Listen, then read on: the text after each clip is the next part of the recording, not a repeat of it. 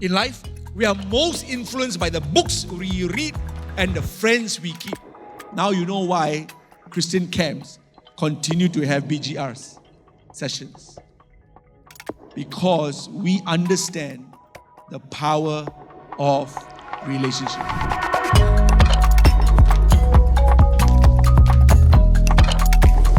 There is no greater power here on earth, in bracket and eternity, than relationships. No greater power. Number 2, if you're not happy being a single, you'll never be happy being a double. Number 3, the one you love the most is also the one you will listen to the most. This is the truth. I love my wife a lot, and I listen to her a lot. But I love God more, even more than my wife. And so I listen to Him most. You cannot bluff or pretend or cheat this truth. Show me the person that you listen to the most, and I'll show you the person you love the most. So if you forget to listen to your parents, it just shows you that you love that someone else. Now, I hope that someone else is God, because only God should be higher than our parents. Only God. Only God. Not even your spouse. But anyway, I do love my wife a lot, and I listen to her a lot, as I said, but I listen to God more. And it shows you, when someone listens to someone else more, it shows you that he or she loves that person more. So 3 truths, and I will go back and forth to it again and again, all right, by the grace of God. Okay, there is no greater power here on earth than relationships. Let's deal with that first. I've seen in my lifetime of 35 years of ministry, young people get into trouble with drugs. And someone would tell me there is no power like drugs. Once you get into it, you will never get out. Alcohol is bad. And people have been addicts and alcoholics, and they become violent, and they have done stupid things, crazy things that they wish they never did. Why? Because they were under the influence of alcohol. Powerful, powerful. And some people will say there is no power like alcohol. Others will say there's no power like pornography. People are addicted to pornography, and they go like, oh, they're so addicted to it.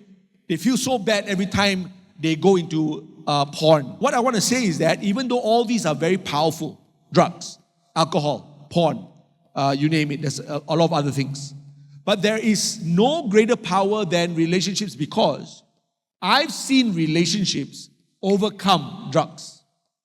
I went to rehabs and saw people, Christian rehabs, and saw people just with a little love from others, with a little care and patience, were able to overcome drugs. And I saw that also with alcohol. Someone believed in them, someone cared for them, someone went the 2nd mile, 3rd mile even for them, and help them to break out of drugs, help them to break out of alcohol. So, when you see that, and people say that drugs is the greatest power, if you are into, you can never come out, alcohol, and yet you see that when relationship comes in to help that person, they can break out of drugs, and they can break out of alcohol, and they can break out of anything. So really, at the end of the day, you look at it and you realize, wow, actually, no matter what power there is on the earth, if there can be a relationship, you will still have a chance. In fact, isn't our walk with Christ a relationship? And that's why I also said there's no greater power than relationship also in heaven. In fact, you know, God in 1 John, I think it's chapter 4, God is said to be the God of love, or rather, God is love. Now, it didn't even say God is power, or God is, this or that.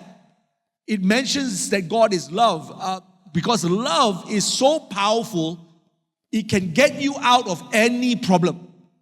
Every problem that you have ever experienced, there is nothing difficult for the Lord, because love triumphs over all. Love overcomes everything. Love covers a multitude of sins. That's what the Bible says. And so I have come to believe that relationship is the most powerful force on the face of the earth and even in heaven. Because when you come to heaven, you will see that nothing else really matters but your relationship with God. If this is really the truth, Now you know why Christian camps continue to have BGRs sessions. Because we understand the power of relationship. Because I've done this for 35 years and going, I've seen the most potential young people, the most potential campus students, and even young adults and even teenagers, the most, on fire young people lose everything just because of a relationship. Have you seen that before? I'm not so worried about what job they take. They can be a petrol pump attendant all the way to a CEO of a multinational company. I'm not afraid about the job they do. I'm not afraid about the country they go to. But I'm not afraid that you go to Africa. I'm not afraid that you go to Timbuktu. I'm not afraid that you go to even China. So I'm not worried. You know what I'm really concerned about? Everyone here in this room. And if Pastor Sandra was here, she will echo me. She will say yes. I'm afraid that you will get into a wrong relationship. Because it changes everything. I can't tell you enough how much it changes you. I don't even care if you got 1 million ringgit for your pay every month. You say, oh, Pastor, money is even more powerful. Money changes you. But listen. Money versus relationship wins all the time. So as a pastor and elders here and different leaders here, our greatest fear is that you get into the wrong relationship, because I guarantee you will change. Because there's nothing like relationship. And so, if you're guarding your heart, if you're praying about what job to take, if you're praying about what degree or master's or PhD, doctorate, I'm doing my doctorate now and I know it's tough. You're praying really hard about everything else. I pray you pray 10 times harder for the man or the woman that you will end up with. I have seen people who have gone for camps year after year come up to the altar call and answer the call to serve God full time. And they get the wrong guy. That's it. As soon as you get the wrong guy, I say goodbye, I do that as in like, okay. I look at Pastor Sandra looks at me and said, she ended up with that guy. Bye. I know I'm being cruel, but I've seen it so many times. I just say bye. And sure enough, in the next few months, and people think this. They think they are under control. That's the thing. I am in control. You're not. If it's the wrong girl, you will lose the plot. You will lose the plan. You will lose your very purpose. Besides your virginity, of course. But if you have lost your purpose for living, your calling, then you might as well not live. Your calling is your life. Your purpose is the reason why God gave breath to you. But it's very important to understand this. Guard your heart, please. I've seen some of you guard something very precious. Maybe you bought a new Apple, iMac, whatever. And I see how you guard it, like you carry it everywhere. I'm asking you now that that girl or that guy that you were like, right? Your heart giving up to that person is even more precious than 20 iMacs. And yet, we sometimes take it very lightly. Me and my wife, actually almost, when we see a person get the wrong guy, a wrong girl, we almost feel like there's a funeral. And said, she's dead. Bury her. Bury her calling, bury her purpose, bury the very reason why she's alive. Because now, all she got is a guy, all he got is a girl, bye-bye. No, seriously, I'm telling you right now, the reason why I'm still standing here is because I got a great girl. If you really want to change, watch your relationships. Change for the better. Not just BGR, no, even your own friends now. In life, we are most influenced by the books we read and the friends we keep. The Bible says, corrupt company, right, will corrupt us, will corrupt even the most innocent person in this room. And only God knew that she was the right one for me, because God knows our destiny. He knows where we're going. He knows what He wants our lives to amount to. And so, He knows, because He knows that what I just told you earlier was true. There's no greater power than the power of relationship. So He knows that if He gave Kenneth Chin anyone less, then Kenneth Chin won't get here today. It's as simple as that. If He gave Kenneth Chin an equal or someone even more on fire than him, he's going to get to wherever I want him to get to. If not, say goodbye. Have a funeral already. Because it's bye-bye. Because there's no power on this earth like your boyfriend or girlfriend that can change you. From a very happy person, suddenly you become a very sad person. Boyfriend. From dressing properly and neatly, you suddenly dress even more sexy now. Why? Boyfriend. He can change you and she can change you. Suddenly, why this person changed like that? Because then there's nothing else. Not even God can come and tell you, girlfriend, boyfriend, you have that kind of power on the other person. You understand that? And God knew, Kenneth Chin, I know where I want to bring you. I know how I want to use you. I've got to get you the right girl if you're ever getting married. No, you must at least like her. Then you can pray for her. As in, Lord, is she the one? So I remember praying. I said, Lord, I commit Sandra to you. If she's really the one for me and will not rob me of all the calling and purpose you have for my life, but will add to me, not take away from me, but add to me and inspire me and go the distance with me. And then after 3 months, I go to church and Sandra has a new boyfriend. I saw her with this guy in church. My heart was beating fast. And so I wanted to avoid. I wanted to walk away. Walk fast. Didn't see. Kenneth! Yes? Come, she said. She's so happy. Come, smiling. I introduced to you my boyfriend. So I went on my knees and I prayed. I said, God, why? Why? Now I've lost her. And God says, who said you lost her? Don't worry. Doesn't mean the person is together means to be together forever. If I have you for him and I'll make it happen. Ooh, but I saw they are very close already, Very close. And I said, Lord, you keep asking me to put her on the altar. But she keep moving. I put her on the altar. She keep moving. And God said to me, yes, Kenneth, my son, living sacrifice will move. Please don't take God out of the equation. When you're seeking for your life partner, don't ever take it, because He knows the best for you. Otherwise, it won't be the best. It might be second best, and that's not the best. It takes the best to get you to your best legacy and your best destiny.